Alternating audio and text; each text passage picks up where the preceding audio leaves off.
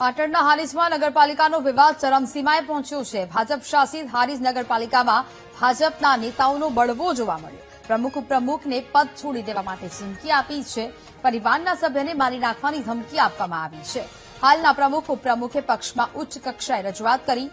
બળવાખોરે પ્રમુખ ઉપપ્રમુખ પર ભ્રષ્ટાચારના આરોપ લગાવ્યા છે। પ્રમુખ અને ઉપપ્રમુખે તમામ આરોપોને નકારી કાઢ્યા। પ્રમુખ બનવા ઇચ્છુક લોકો વિરોધ કરી રહ્યા હોવાનું તેમણે કહ્યું।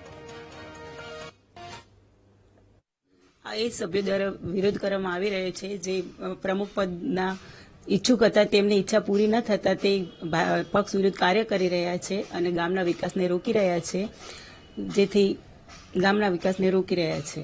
અને આ એ જ ભૂતકાળમાં એપીએમસીના કાર્ય બદલ એ લોકોને પક્ષે સસ્પેન્ડ બી કરેલા છે અને એ લોકો અમને ધાક ધમકી આપીને રાજીનામું અપાવવા માંગે છે।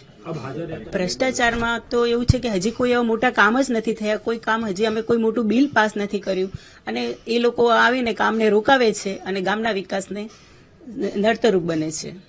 જે કોર્પોરેટરો અમારો વિરોધ કરી રહ્યા છે એમને પ્રમુખ ઉપપ્રમુખનું પદ જોતું હતું અને એમને પાર્ટી એમને મેન્ડેટ આપ્યું નથી, એના વિરોધમાં એટલા માટે અમારો વિરોધ કરી રહ્યા છે અને ગામના વિકાસના કામો અટકાવી રહ્યા છે અને પાર્ટીના વિરોધમાં જઈ રહ્યા છે એ લોકો।